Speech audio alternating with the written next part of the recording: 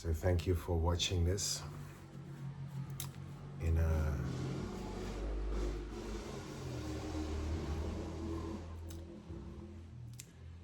a digital world where clickbait and captivating videos with captivating images are pulling at us from left, right, and center. I have somewhat not given up, but taken a pause from even putting myself on this screen.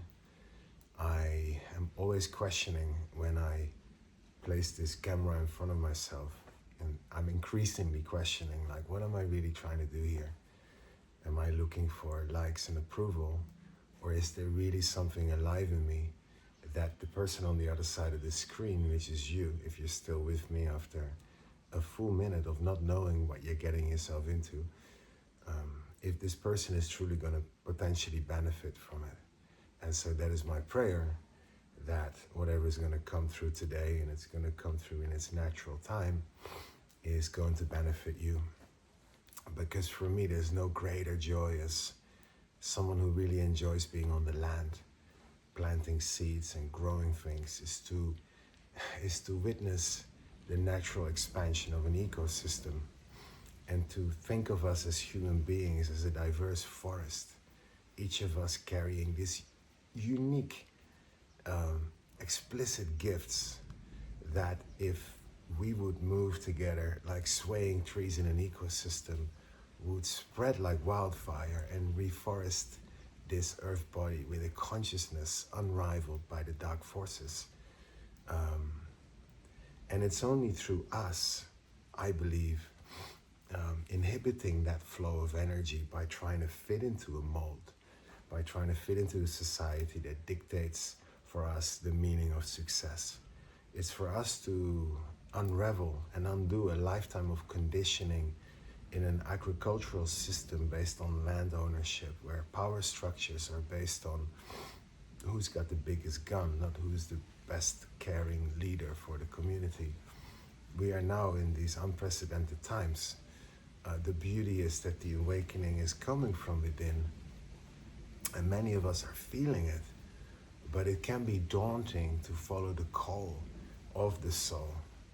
And it's so much easier for a tree to grow in an ecosystem where it's supported by the roots and the fruits and the shoots of all those around it.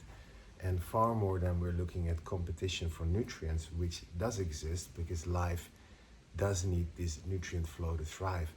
There is an enormous sense of collaboration, but the collaboration is unconditional. It's not strategic in its thinking, like, oh, he'll do that for me and she'll do that for me, and maybe then I'll do that for them. But there is a greater intelligence, which we may call nature, that moves through the system and dictates in a quite a voracious way, in a life or death and birth and the endless cycles of life, which is eternal anyway, manner, dictates who gets to thrive. And we now can wiggle our way back into the system by facing within us where we are out of alignment with the natural world, ourselves. And there's no greater teacher than disease and drama. And they arise in our experience, especially of those who walk the path of the earth and of the soul. These things will arise for us as challenges to overcome, so we can, as I earlier said, wiggle our way back into this ecosystem.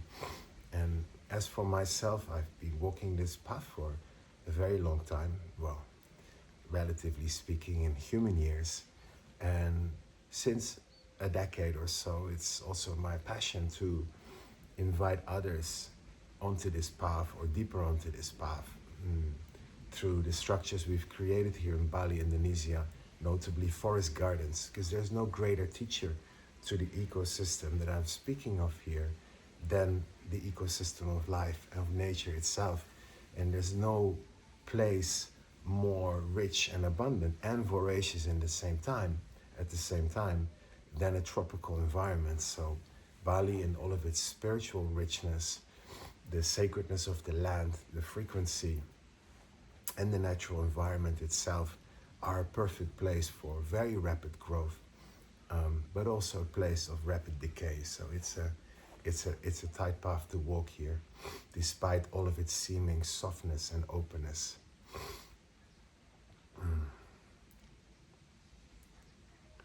So I wanted to share with you today, if you're watching this and there's a call in you for a deepening of the soul path,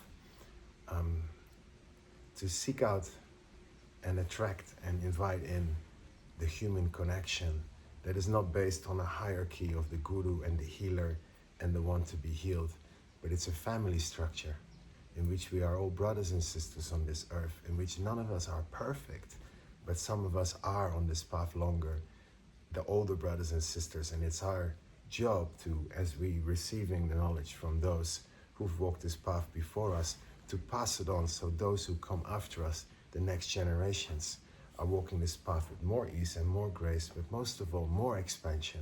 So it's the next generation, the generations before us, the young ones, so to speak, that are our hope.